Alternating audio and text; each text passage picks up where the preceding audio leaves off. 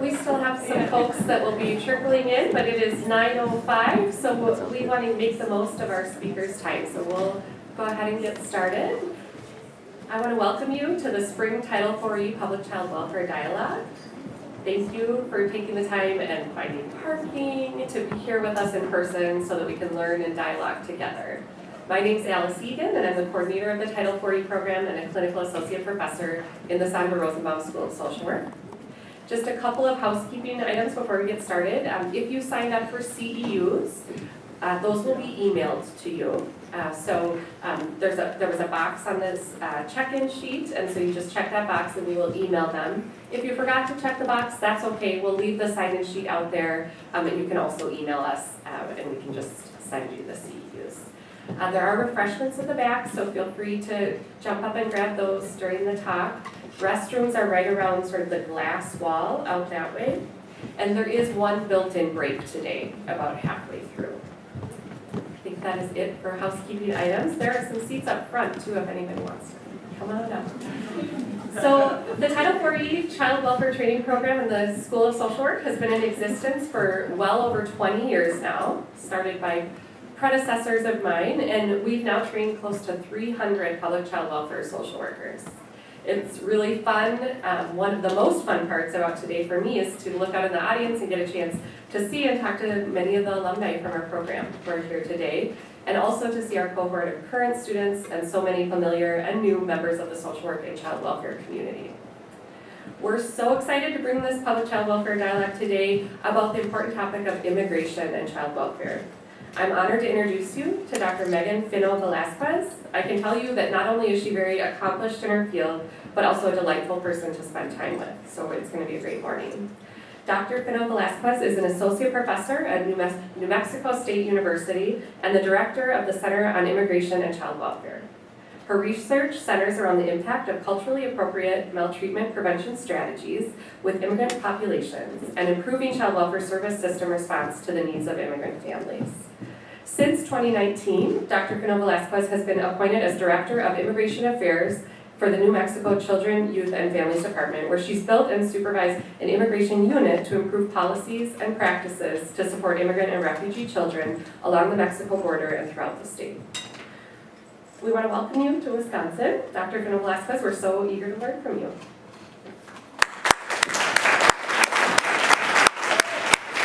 Thank you so much for this warm welcome. I cannot begin to tell you how excited I am to be here in person. This is one of the first in-person dialogues or talks I've had since the beginning of the pandemic, and I'm just thrilled to be able to be here in Wisconsin with you all.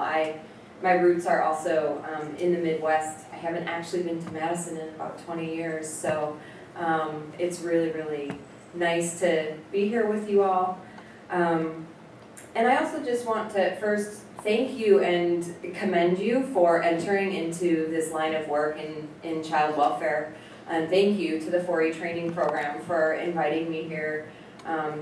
If you haven't learned yet, and I know many of you all have been in this field for a long time as well, it's not an easy field to be in. And I think it takes a special kind of person to commit their life and their career to this. So I just want to thank all of you for this work, and also thank any members, any state or county representatives who are here today as well. I know how busy you are, and I really appreciate you taking the time to talk about this topic with us. And now I'm questioning why I thought it would be good to do this for 3 hours. So please feel free at any point to get up and stretch. And I know we're not naturally as humans designed to be sitting still for 3 hours. So we'll try to be as dynamic as possible, but also there's just a lot of information about a lot of background information about the topic of immigration that as social workers, who I think most of us in the room hopefully are social workers or becoming social workers,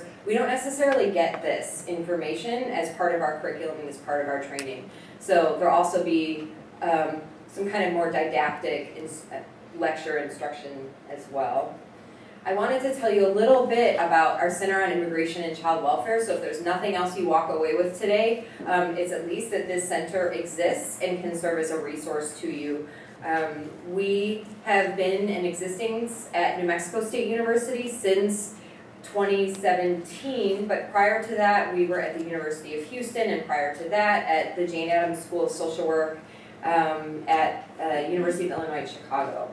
And we've been in existence since 2006, and we're basically a resource and research center that focuses on the intersection of child welfare and immigration issues. And I'll tell you a little bit at the end about how you can become involved and receive our resources. We have an actual practice network that meets quarterly, so you can bring any of your questions or concerns to us as well. Also, all of these slides will be available after the presentation. I'll make them available to you on our website. We can actually create a specific web page for you all that has some specific resources if that's helpful to you, but I can point you to some other things as well. And just to mention that the setup here is it's not gonna look great on some of these slides because of the transfer from my Mac to this PC. So we're gonna be missing some of the graphics, and it might look a little off. So I won't share this version of the presentation with you. I'll send it to you all afterwards. Okay. All right. So what are we going to talk about today? This is where I mentioned that we'll start with a broader overview of immigration, of children in immigrant families, and of some recent migration trends and policies in the U.S. to set the stage for then a little bit of a deeper discussion on the involvement of immigrant children and families with child welfare systems. We'll talk specifically about the impact of immigration on families and children in providing trauma-informed supports to families, whether or not you're working in the child welfare field. As social work practitioners, there's a lot to know on this area and on engaging with immigrant children and families, especially those who have experienced trauma. And we'll talk about common challenges of child welfare practice with immigrant families that have been documented over the past at least 15 years or so. We'll discuss key policies and best practices that have been identified to address these challenges. And I'll integrate some of our center's recent research on different child welfare system approaches to serving immigrant families. I'm excited to learn from you all as well about what you're doing in Wisconsin, what works in Wisconsin, and maybe where you're struggling as well. So at the end, I'll provide some specific resources for you all, and I'm also happy to follow up at any time. So this is just the agenda. I mean, this is basically what we're going to cover. I like to set this up to try to give myself some time limits, so I try to stay on schedule, but just so you know, hopefully in an hour or so we'll have an official break.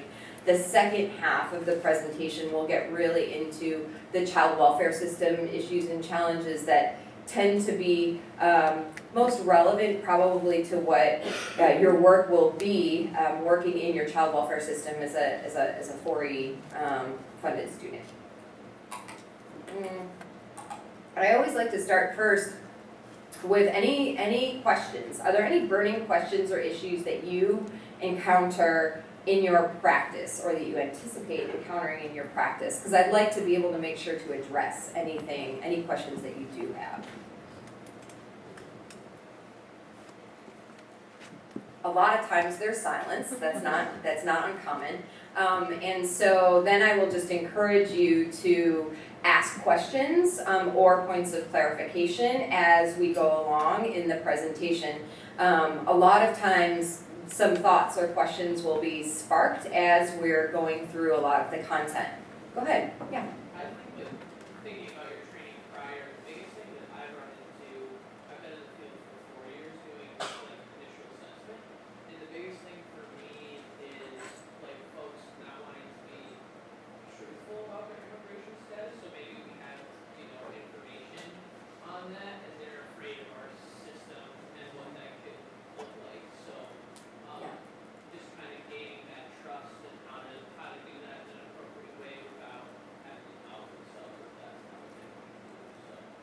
That's a really important point, and I have some specific training slides that I've done with with our staff in New Mexico on this topic. The topic is really around engagement and family engagement, especially in an initial assessment or an investigation of child abuse and neglect when there's some natural mistrust and fear anyway, and people who have maybe some legal immigration issues are even perhaps more hesitant to comply or to engage with the system and how to work through that. I have some specific resources that I can share with you all on that topic, but we can talk a bit about that later too. That's a great point. Thank you for sharing that. It's helpful. Okay, so just feel free to raise your hand, ask questions. I hope to be able to see you all. I think I mentioned to a friend earlier that I'm not really used to being up here presenting and like being able to, having to look out for people raising their hand. It's been, for the last few years, it's been more like monitoring the chat box. And so please feel free to like wave or something if you have a burning question. But I'll also take some pauses throughout the presentation if people have questions. So I actually wanted to start with what we kind of call an Immigration 101, just to set the stage about, with some background information and context about the population of immigrant children and parents in the US and in Wisconsin as well. So we'll start with the number of children in immigrant families. Okay. Yeah, this is one of the slides where it got kind of funky, so I apologize, but I think you can see the main content. The number of children in immigrant families in the U.S. has increased significantly over the past couple of decades, although this growth has actually started to slow in recent years. But the number of children in immigrant families has increased from 18.2 million from 16 million over the past 12 years.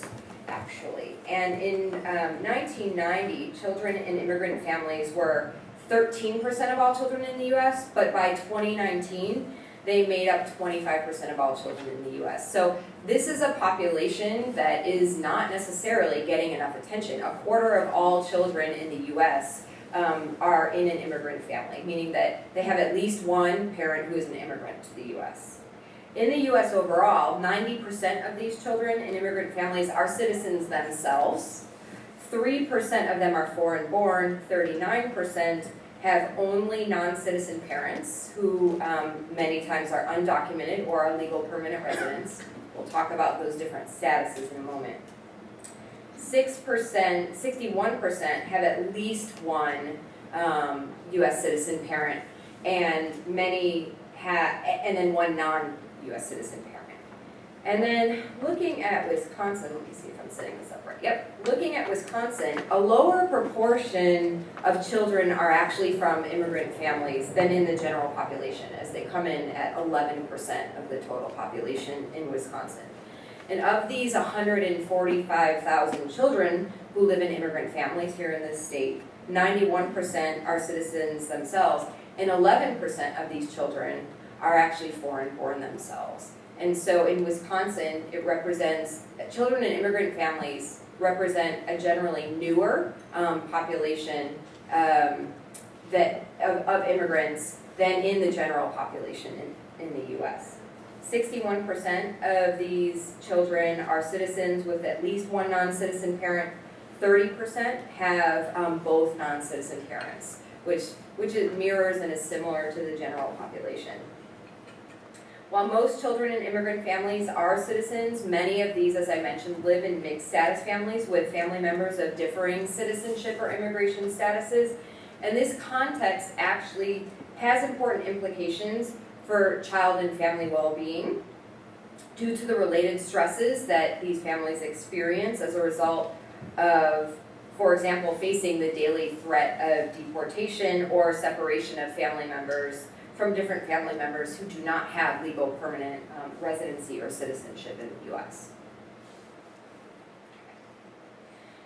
So you might wonder why we're doing this, but as I'm talking about foreign-born children and U.S. citizen children and families, I think it's important to do a quick review of the major immigration categories that we have in the U.S. for those of us who are unfamiliar here. First are U.S. citizens, which include those individuals who are born in the U.S. or who are naturalized and have been granted citizenship through the legalization process. And the second major immigration category includes legal permanent residents, also known as LPRs, as I will probably continue to refer to them throughout the presentation, or green card holders. This is the population we think of when we think of those who have a green card. Legal permanent residents become eligible to apply for citizenship typically within 3 to 5 years of gaining this kind of residency. What else? There's also other kinds of various temporary visas which enable people to come and stay in the U.S. for different periods of time, and these include different types of travel visas, student visas, work visas, and these also have different subcategories according to the different types of workers. And as we will discuss more in depth later, as this applies to our population, child welfare population, there's also different kinds of humanitarian visas and temporary protective statuses, including asylum, DACA, SIJS, or Special Immigrant Juvenile Status, a T visa or a trafficking visa, a U visa, and VAWA for the Violence Against Women Act, which are really different kinds of visas for individuals who have been victims of abuse or neglect, of domestic violence, of trafficking, or other forms of persecution in the U.S., or have a well-founded fear of persecution if they had to return to their home countries. And so it's important to know that although someone might have applied for or been granted one of these statuses, it doesn't actually guarantee protection from deportation. As with some of these statuses, there's been a very long waiting period to apply for legal permanent residency status. And with other statuses like DACA, or Deferred Action Against Childhood Arrivals, this is just more of an inherent temporary status that actually doesn't have an avenue to lead to legal permanent residency or citizenship yet. Wow, I really struggled with that one. Okay. Then there are those who are undocumented immigrants who don't have any temporary status or permanent form of legal status, and these are individuals who may have crossed the U.S.-Mexico border or U.S.-Canada border without documentation, or they've come to the U.S. legally and have overstayed some sort of visa, or they may have applied for asylum upon arriving to the U.S. but have been then denied that asylum. So they're now in kind of this legal limbo or undocumented status. I'm also going to reference unaccompanied minors or unaccompanied children throughout the presentation, who are children under 18 who do not have legal status in the U.S. and are not under the care of a parent or legal guardian when they arrive to the U.S. As I mentioned, I think most immigrant households in the U.S. are mixed status, meaning that they include family members with different kinds of legal statuses. Are there any questions on these kinds of statuses? Yeah. This is also very basic. Oh, and the caveat that I also like to give first, is that I'm not an immigration lawyer, and there might be some immigration lawyers in here, and so if some legal questions come up, I am very happy to defer, because I cannot provide legal advice, nor do I know most, and know what I claim to know, the very ins and outs of how all of these statuses work. But go ahead. Can you just clarify, because I heard it seem a lot of people believe that someone who is very business and that automatically qualifies for absolutely. From my understanding, they still need to go through one of those other ways. Correct. So if someone is undocumented and they marry a U.S. citizen, the question was, what happens if you marry a U.S. citizen? And so if you marry a U.S. citizen, that you still have to go through the entire process. There's a certain number of visas available per year for different kinds of issues for a family-based petition. So there are family-based petitions that you can apply for, basically, if you marry a U.S. citizen. Those also take a number of years. So you do still have to go through the process of becoming a legal permanent resident through that marriage, and then waiting the appropriate number of years to then become a citizen as well. Yes, so it's not guaranteed at all. That's right. Any other questions? Sure. I'm just wondering, the data that you have shared so far that you shared, are people from U.S. territories included in this data? Because if they do not do this, we have I'm just curious about that. Good points. Good question. The question is about how people from U.S. territories are counted in this data about immigrants. People from U.S. territories are not counted as part of the immigrant population and the number of immigrants to the U.S. Good question though. Thank you. So if people from U.S. territories, let's say Puerto Rico or something, migrate to Wisconsin, they're not counted in that number of immigrants. They're not counted as immigrants. And is the agency that you work for, do they provide services to people like That's a good question. The question is about what the agency that I work with does. Well, the agency we work for doesn't actually provide direct services. We're more of a resource and research center. But what I will say is, I think some of the types of services that we will talk about that are appropriate and available would definitely in many instances would apply to individuals from different U.S. territories as well, where there are different kind of cultural and linguistic differences that from let's say dominant mainstream kind of U.S. Societal norms that would apply in the same way to people from some different U.S. territories. But I encourage you to maybe bring that up again later if something specific comes up. Yeah. Question?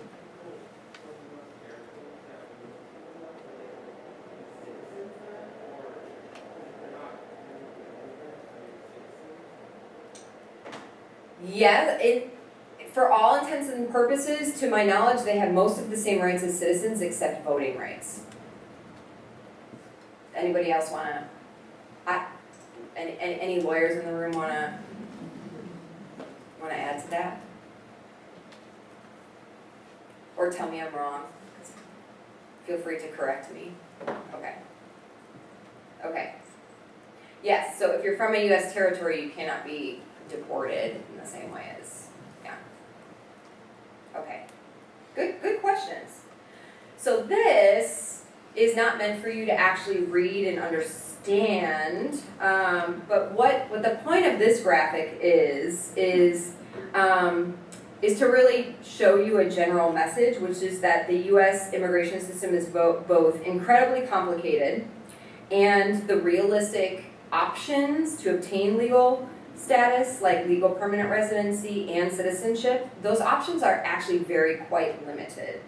So even if you're able to find a pathway that might work for you, the wait time before you can become a naturalized citizen is at least 6 to 7 years for some people, and can be over 20 years, depending on what type of visa you're coming in on and depending on what country you're from, because there are caps and limits depending on the country you're coming from.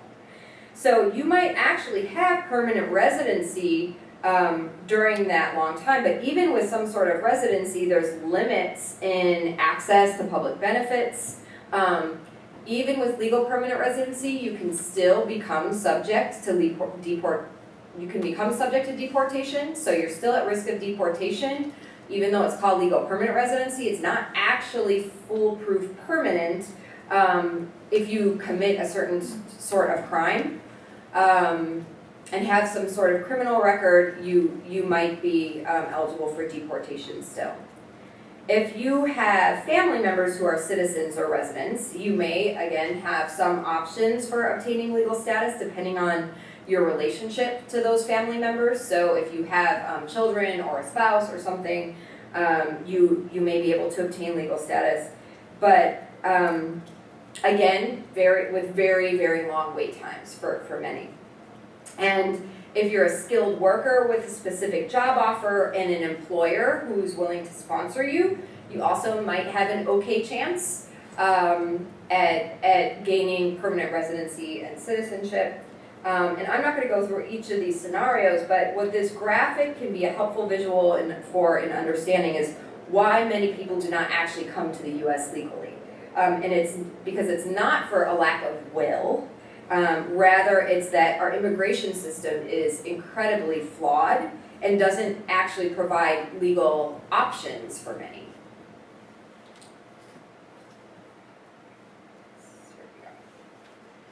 So, nevertheless, hundreds of thousands of people a year are trying to gain access to the U.S. through our southern border, the U.S.-Mexico border.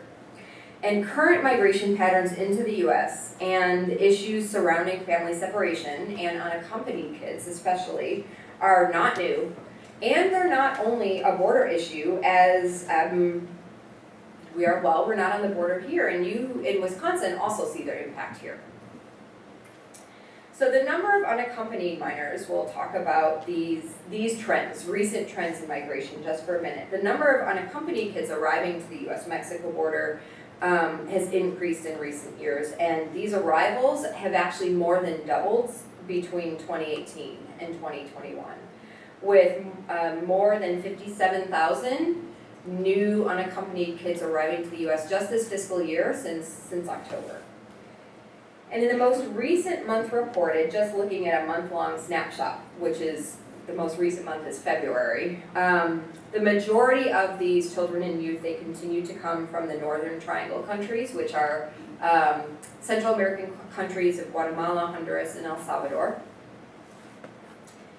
And when we're talking about family units, the number of family units arrived has also followed a similar pattern and are much higher than unaccompanied children. So these family units are children who come with at least one parent or legal guardian. That's an actual family unit. Go ahead, Yona. I have 3 questions. 3? All right. Bring it. The first you have to do with this slide, and the first is that so are unaccompanied minors, are these kids who are like, 10 and younger, or are they mostly, teenagers, a little more able to self-actualize their goals?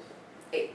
Yeah. 8. Okay. Do you want me to answer that one first? Yeah. So who are unaccompanied kids? I don't have a separate slide for that because we only have 3 hours. We could go down I could do a whole thing on unaccompanied kids, but in general, unaccompanied minors, they used to be a much older population, and technically it's anyone who's 18 and under. It used to be in the 14 to 18 were most kids, but in the recent years since 2018, we have seen many younger children, some very tender age children as well. And so there's a range. The majority or over 50% are at least still older, but there's many children in kind of like early and middle childhood who are coming unaccompanied as well for many reasons. A lot because of the policy changes at the border that have essentially required children to be separated from any caregiver that they come from if that caregiver is not a parent or legal guardian. And so many children are coming to the border with with caregivers who are grandmas, aunts, uncles, whoever, and if they can't prove some sort of legal guardianship relationship, then a child is separated from that parent at the border and put into the federal system, which we'll talk about in a minute. And so they're counted as unaccompanied. So I assume you might talk about this, but I'm sure a lot of people are looking at the 2020 to 21 jump, so you got policy change. The what? Sorry, I'm not. Sorry, policy change. The other question was about the previous slide, which is the like Canada and other OECD nations have established immigration policies, or is the U.S. takes it? I'm not a legal immigration expert, and I'm not a comparative country expert. There, I mean, I don't know any country that doesn't have a lot of rules around immigration and how to become, especially how to become citizens, but this is the most complicated to my knowledge.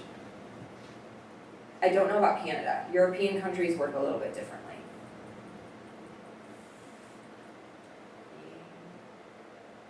Questions? Good question. We're going to talk about that. Oh, good. What's Title 42? I love it when people like ask questions of things that are in the presentation. It makes me feel like I'm on the right track. Okay. All right. We'll get to it in just a second. Okay. First, we're going to get to, because we're talking a little bit about unaccompanied kids. We're going to talk a little bit about the Office of Refugee Resettlement. Unaccompanied children who are encountered at the border without a parent or legal guardian are placed into the care or custody of ORR, the Office of Refugee Resettlement. It's part of a federal agency. It's part of the Federal Department of Health and Human Services, which oversees our domestic, public, state, county child welfare systems, but it's a separate arm. And in most cases, these children are placed into ORR-funded shelters, large shelters typically, until a sponsor in the U.S. is found and vetted. Sponsors usually, well, they may include family members and others that children may have had the intention of going to live with or stay with when they cross the border, or sometimes other family members or kin are located in the U.S. who are willing to take in the children, who the children actually had no previous connection with.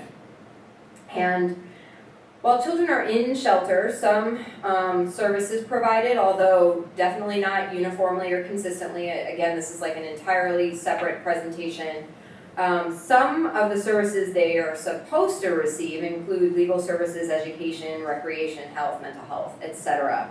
Many of these children stay in ORR care for a very short period of time, and most of the time for like around a month or so. Some up to 2 or 3 months, and then about a third of children in ORR care actually end up staying in ORR care longer term. But the majority move pretty quickly to vetted sponsors. And then other children, there are also in limited cases, some group homes, some family homes that children who are tender aged or who have different special needs might be eligible to be placed with as well. So what this graph actually shows us here is the number of unaccompanied kids released to sponsors residing in Wisconsin, specifically in recent years. So if you're wondering like how many are unaccompanied children here in Wisconsin, and who are they, how many and who are they? These are the numbers that have actually been released to vetted sponsors who live in Wisconsin, so who could presumably be residing here in Wisconsin. So you see the numbers have really gone up in the past couple years and are continuing to show a similar trend this year. So for those of us who function in this kind of the state child welfare, county child welfare mindset, I found that talking a little bit about the differences between the federal and the state systems can be helpful. The ORR systems functions as an entirely different system than our state domestic child welfare systems. Essentially, there's no finding of abuse or neglect in the federal system. That's not why children come into care. Children remain in custody of the federal system only until they're released to a parent or a sponsor. And there's actually no court-ordered plan that must be followed. There's no like finding a sponsor or a parent and then saying you need to do this, this, and this in order to get this child. There's a very different and kind of minimal vetting process. It's not like a typical child welfare really deep home study where and then you're identifying and building relationships between the child and the sponsor before placement and setting up resources. It doesn't exist like that. If they pass a basic home study, that child is placed, and that's it. ORR goes away. Oversight by ORR ends upon the release to the sponsor, and sometimes a child or youth is removed from the U.S. Most of the times if they turn 18 while they're in care and are never released to a sponsor. There are other instances in which a parent might be found and identified while a child is in ORR sponsored care, and if that parent is deported or indicates they wish the child to be returned to the home country, the ORR will also facilitate that as well. So what federal authorities cannot do is grant guardianship or terminate parental rights or make a child available for adoption. And so what is becoming more common for us to see on the public domestic child welfare end is to see children who have been involved with ORR at some point and now come to the attention of our child welfare system. And oftentimes these are children who have been released to sponsors, and that placement disrupts. I mean, almost kind of unsurprisingly in many cases. Or the child or youth runs away, the sponsor decides they're unable to take care of the child. There might, in some cases, be concerns of trafficking or exploitation by the sponsor after the release of ORR custody. Oftentimes, in New Mexico anyway, I can say, like, personally, anecdotally, and from seeing trends around the country, we often see these children and youth homeless, abused, neglected, and they come to the attention of our system. And so, in these cases, we will work these cases the same as any other child welfare case by locating and working with the actual legal guardian, most times the parent, as the respondent in the case. Any questions about that? I'm going to switch gears for a minute. Sure. There's one back there. Yeah, go ahead.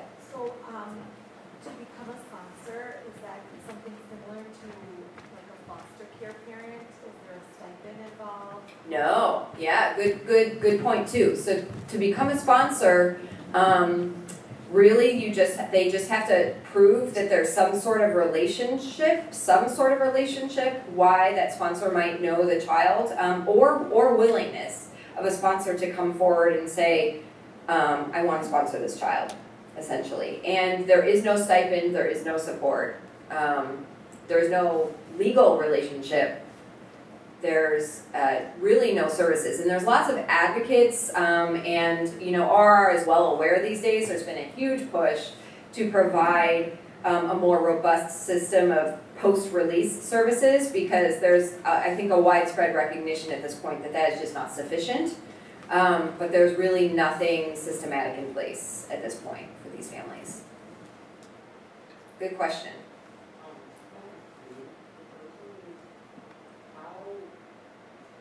In my mind, how did the kids get from the sponsor order? It's like ORR in like God's order. Good question. How do kids from the border get to Wisconsin? So ORR has a number of state licensed shelters all over the country. And so when children come into ORR care, meaning that they're apprehended at the border, there's a way that children are then, I don't know exactly how, kind of moved to one of any given shelter around the country. I think a lot of times what they try to do is place a child in a shelter near where the child is intending to go. If the child knows, like, look, I have an aunt in Wisconsin, or my dad's in Wisconsin, then they may try to place in a shelter that is nearby, but that does not always happen. Children end up in Wisconsin because the sponsor lives in Wisconsin. So once the child is released from an ORR shelter, they're in Wisconsin because that's where their family member or kin lives. Yeah. And then ORR transports them there. They get transported, yeah. Who licenses the shelter and who monitors the shelter? That is such a good question, and there's a lot of kind of like there's some policy friction around that question right now. around who licensed the ORR shelters. A lot of these like really large ORR shelters. Currently, they are state licensed. There are lots of licensed facilities in, for example, Texas, Florida, New York. They're all over the country. A lot in some of the larger states, the larger immigrant receiving states. ORR is trying to contract with many different shelter providers who are trying to get into all different states. In New Mexico, we don't have actually any shelters in New Mexico because we will not license them. Because we do not license shelters that are over 16 beds because that's not what's best for kids. And so different states have different policies around whether they will allow ORR shelters to be licensed. ORR shelters are encountering lots of issues with that because states, in some cases, in Texas, I don't know, maybe you saw or heard last year, Texas decided to shut down the shelter because the Texas, the licensing entity is the same entity that licenses child welfare, residential care, group care, things like that. And so if they also have the power to shut those shelters down, and ORR is struggling with how to maintain kids housed and in shelter. And so there are talks, which we have been actually as advocates pushing up against, of ORR creating their own licensing body to license themselves. And where the monitoring would occur is I don't know. That's the question. Go ahead. From the state licensing, I can confirm Wisconsin does not have any state licensed ORR facilities. We were approached 2 years ago for a possibility, but that never came to fruition. So just for folks in this room to know.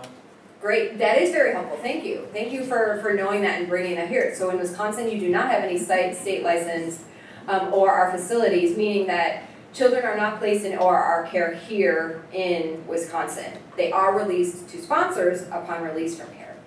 Yeah. And that could change if ORR decides to license themselves differently. But it's a good place for advocacy in social work and in the child welfare community. Should ORR come and try to open a shelter in Wisconsin, you could think about, what are the standards of care that you might want to try to require here for those shelters. Go ahead.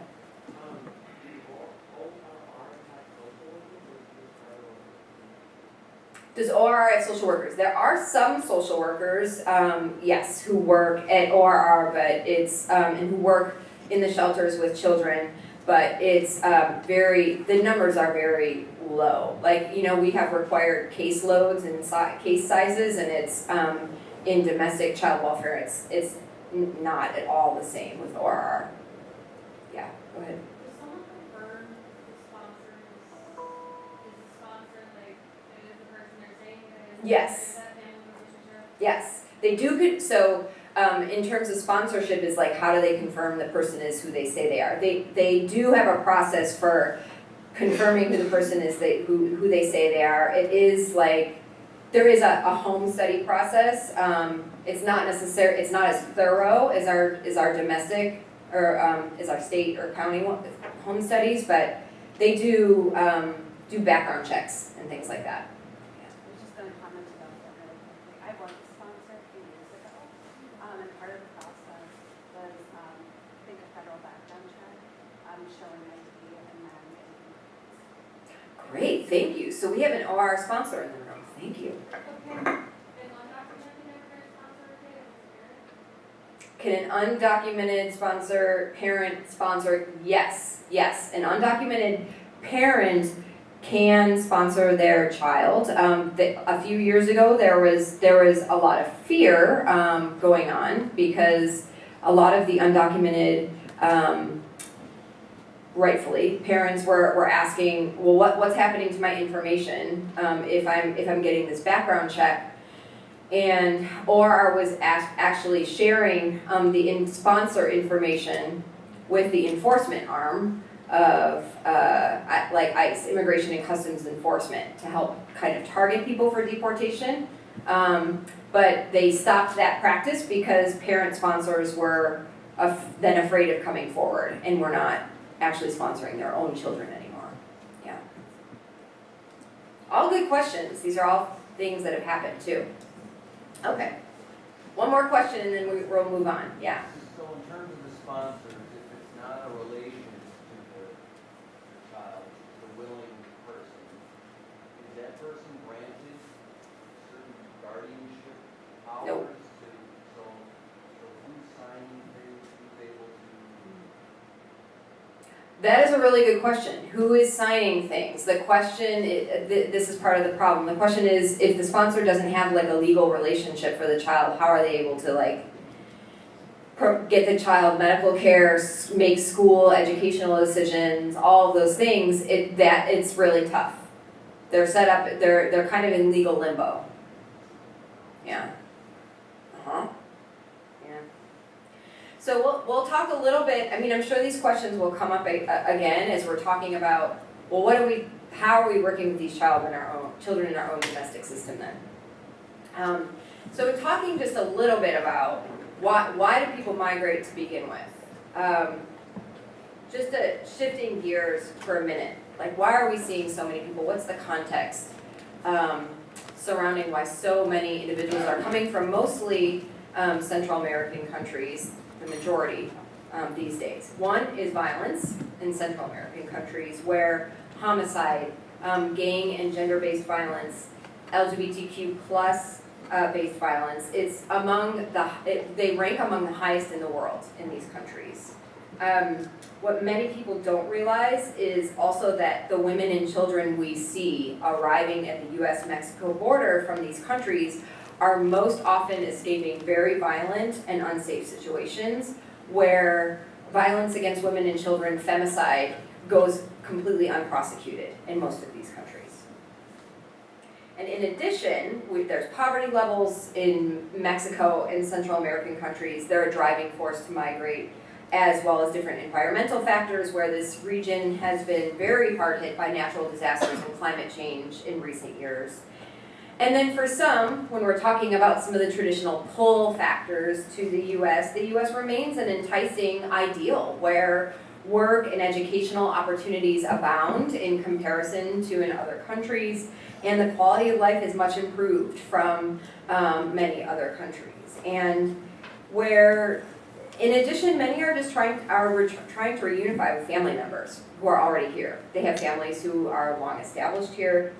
Even prior to the most recent wave of unaccompanied children coming to the U.S. over the past decade, over a third of unaccompanied children who ever came to the U.S. already had one of their parents here. And now that is many, many more. We're going to talk just a little bit about the policy context as well. Another point of discussion here is the policy context to which people arrive in the U.S., which has become extraordinarily punitive and exclusionary in recent decades. I think there was a question about Title 42 here, and so we'll talk a little about that. But at this point, I have a hard time even kind of keeping track of where we are with all the policy changes. Starting just even with the Obama administration, that this administration actually oversaw the most deportations in U.S. history.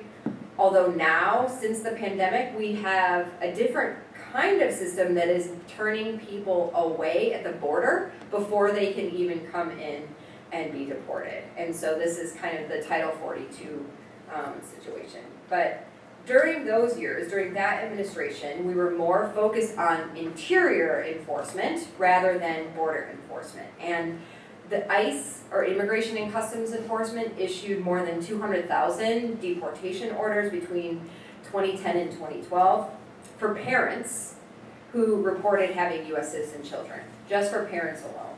And since 2013, so in the past decade, deportation through this kind of interior enforcement has impacted another more than 200,000 children in the U.S.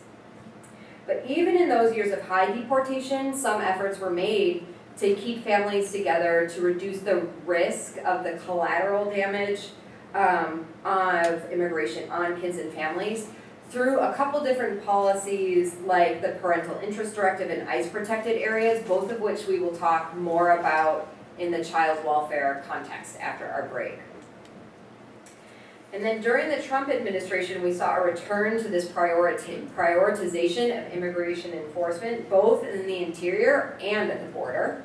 And we saw the elimination and reduction of immigration relief options as well as attempts to restrict immigrants' use of public benefits via the public charge rule changed.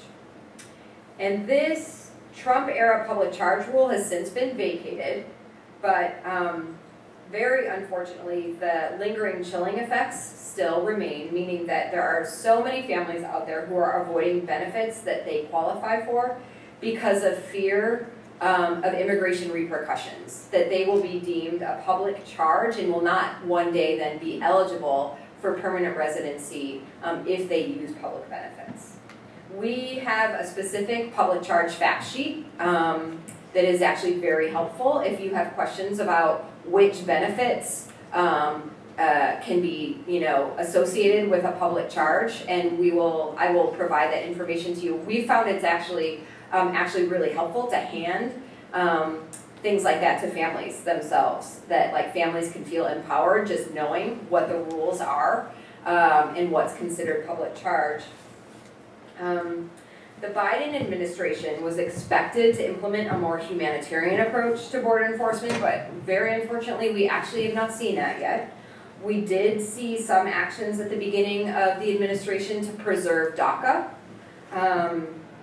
and to reinstate some temporary relief for some people who had previously been targeted for deportation. But we continue to see Title 42 in place, and Title 42 is the policy that was implemented at the beginning of the COVID health crisis as a means to deny entry to asylum seekers in the U.S. Unfortunately, that policy is still in place as it's been caught up in federal court appeals now, since the Biden administration has tried to vacate it.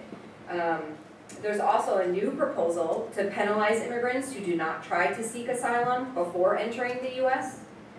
through the use of an app. They've created an app and are now trying to require people to use an app to apply for asylum before they actually get to the border, or they're turning people away, essentially. One of the more scary things is that there's recent talks that advocates are worried about renewing a family detention policy that essentially would allow children to be placed in actual detention centers with their parents, similar to what we were seeing in 2018. So that's kind of what the policy context is now. I'm going to talk a little bit about the impact of immigrant children and families. And I guess the one thing I didn't mention about Title 42 is the numbers of children and the numbers of families we're seeing arrive at the U.S.-Mexico border, about half of them are being turned away either to Mexico to await their turn at the asylum door, or they're being turned back to their home countries. And so where asylum has for many, many years been a legal means to flee persecution in your home country and seek refuge here in the U.S., we are seeing many hundreds of thousands of individuals being not allowed to seek that legal protection anymore. So what's the impact? We talked a little bit about this already, but I think specifically that having an understanding of the violence and trauma that many immigrants experience, both in their home countries and during the migration journey, are key to providing trauma-responsive services. So in the pre-migration phase, we've already discussed some of what immigrants, especially women and children, experience in home countries. Immigrants often also experience violence and extortion and kidnapping and sexual assault during the migration journey. And now with recent policies, previously like the Migration Protection Protocols and Title 42, immigrants have become even more vulnerable as they are again forced to wait in Mexico or return to countries of origin when they are trying to seek asylum. there have been thousands of documented, and so I assume these numbers are extreme underestimates of the true impact, but there's been many documented cases of murder, rape, torture, kidnapping, violent assaults against asylum seekers and migrants due to the migrant protection protocols, which essentially forces people seeking asylum in the U.S. to just wait in Mexico. And so, and many other thousands of assaults and violent attacks because of Title 42. And so, in addition to the trauma of migration itself, once immigrants are settled in the U.S., you can't avoid this daily fear of immigration enforcement, especially if they don't have legal status. Federal immigration enforcement policies have resulted in documented concerns that can impact the ability for people to caregive, especially if they're experiencing PTSD symptoms, depression, anxiety, and if they're not able to access supportive services like mental health supports. And parents are also living with daily concerns about being detected by immigration authorities, which can intensify depending on whether or not someone lives in an immigrant-friendly community. So this environment of fear of deportation and separation from family members has been linked in research to a trust no one mentality, which can increase social isolation in families, which, as we know, are all linked to poorer outcomes for children, essentially. And immigrant parents can also, they may fear retribution. This has been documented, a fear of retribution if they voice concerns about unfair conditions in the workplace or with a landlord, for example, which make immigrants more vulnerable of being taken advantage of. And they might also have unmet needs for physical and mental health due to a lack of access to services, whether or not it's because they're not eligible due to legal status or because they avoid public benefits or supportive services, even if they actually are eligible, and especially if their children are eligible. This has been especially evident with the Trump administration's public charge rule change, which caused 1 in 5 eligible immigrant families to avoid public benefits. 20% of families stopped accessing benefits entirely. And although this ended with Biden, from our newest research, actually with families, we just completed hundreds of interviews with immigrant parents at the southern border of New Mexico. And it's become very apparent that immigrants are very aware that administrations change every 4 years. So they're very cautious about continuing to not use benefits, even if they believe that it could somehow negatively impact them down the road. Like, our president's gonna change in a few years. Like, I'm still not gonna access this because I don't want it to negatively impact me later. And finally, immigrant parents must also deal with the various stressors of acculturation, of loss of their home countries and family members, and difficulty navigating the norms of the systems here. Taking the child welfare system as one example. I mean, what a crazy complicated system we have for families who were born here, who speak English perfectly, and who have lived there their whole lives. I mean, imagine encountering such a system when everything about it's completely foreign to you. And for children, immigration enforcement in the immigration policy landscape can also be really problematic. It can result in family economic hardship, especially if a primary breadwinner has been deported or detained, or in some cases has been too fearful to work in certain places because of fear of enforcement. And in addition to difficulty accessing services and experiencing language barriers, children may experience severe levels of traumatic stress. There's been lots of trauma in children documented due to witnessing the arrest of a parent, not knowing what happened to a detained parent, when there's unstable caregiving in the aftermath of an arrest, And even just from living with the fear that a parent or a close family member might be detained. So imagine a quarter of children in our country have a parent who is an immigrant to the US. That's a lot of children who face that daily fear. This can result and has resulted in documented internalizing problems, negative mood and emotions, PTSD symptoms. One documented study with the Center on Law and Social Policy that our center collaborated with the Center on Law and Social Policy in 2018, talking with families and students and teachers in a variety of states. And we saw increased aggression, separation anxiety, anxious behaviors in children. And other research in the past 5 years has also documented things like increased psychosomatic symptoms in children, problems sleeping, headaches, stomach aches, depression, anxiety, negative school performance. Our most recent interviews with parents have indicated that all of them know someone, have someone close to them who's been deported. Someone in their family, or like a very close friend. So although there doesn't appear to be a link in research between immigration enforcement and child welfare system involvement, we do know that these ICE apprehension protocols are not designed to minimize child endangerment and trauma to children, and as a result, sometimes we see children left without a caregiver. And so then if children end up in foster care, reunification can become really complicated. And so we'll discuss this in depth in the second half of our discussion.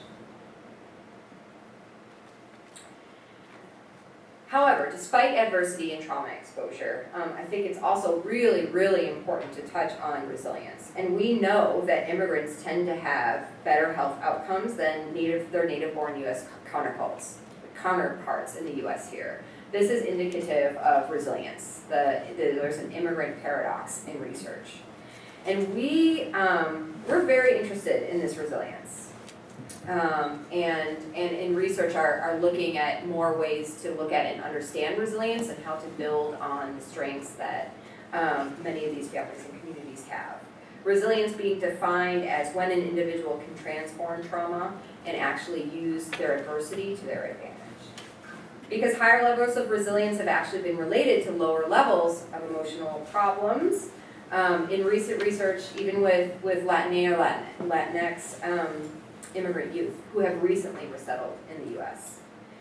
So resilience, what does it look like? Like what in this population, having been studied, it actually looks like really strong social supports, really strong community supports, a strong faith or spiritual basis, family, actually having strong family ties here in the U.S., and just even this kind of self-concept or strength or fuerza, which is kind of like one's own personal fortitude or courage or tenacity, that they own this kind of characteristic.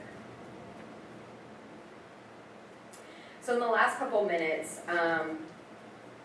before we break, I just am going to mention some of the kinds of services and what we need to think about in actually interacting, engaging with families.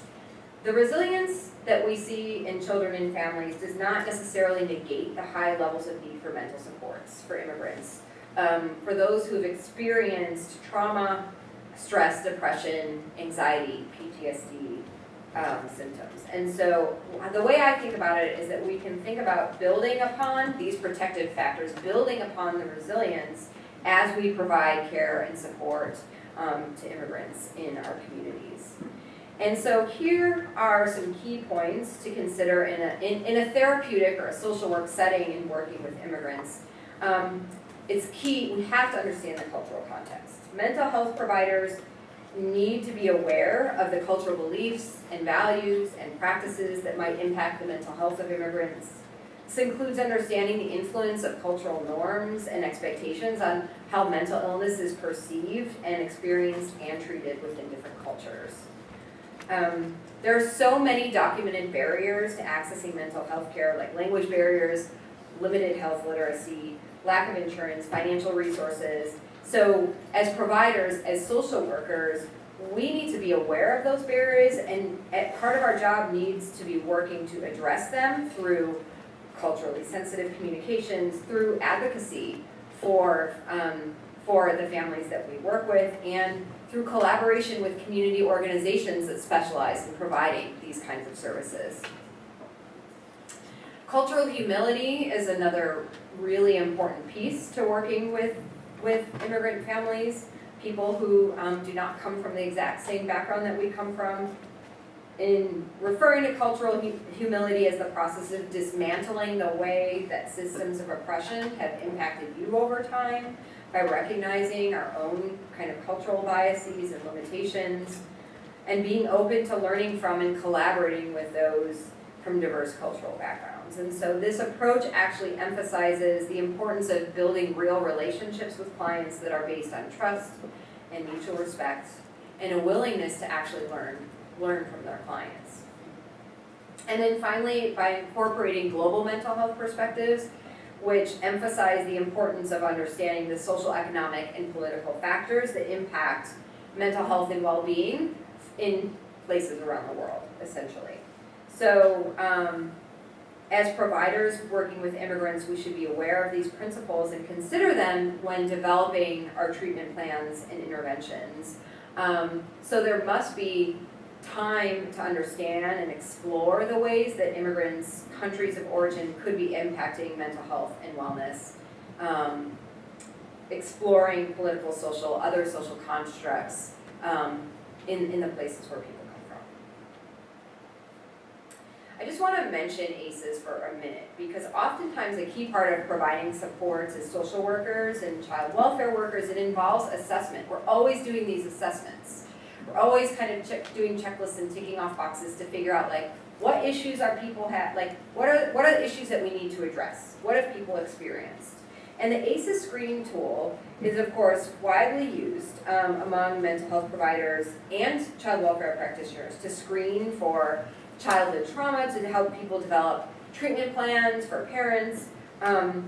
It's really important to note, though, that immigrant children and children in immigrant families may have unique trauma experiences that are not captured by the majority of our screening tools. And so these tools tend to focus on the internal factors of a household environment, and they don't incorporate any of the external factors like acculturation, resettlement, the political environment, which actually disproportionately impact immigrant families. And so there's a real need to develop and utilize mental health screening immigrants that appropriately screen for environmental factors and the unique experiences of immigrants. So it's just something to keep in mind when we're trying to apply our everyday existing tools when we're working with immigrants. They're often not sufficient. And so here, I'm not going to go over all of these, but again, we'll provide these resources to you. We have all these resources available, but here's a list of specific clinical trauma-based interventions that have evidence of effectiveness for use with immigrant populations. So first, on the left-hand side, I'd like to highlight that there are certain body-focused, somatic, cross-cultural interventions that include different mindfulness and somatic-focused interventions that have been used in countries all around the world, actually, to address acute trauma in populations that have experienced natural disasters, wars, etc. And so some of the concepts in working within the body actually can transcend some of the cultural barriers that we often experience when working with people in kind of typical talk therapy settings.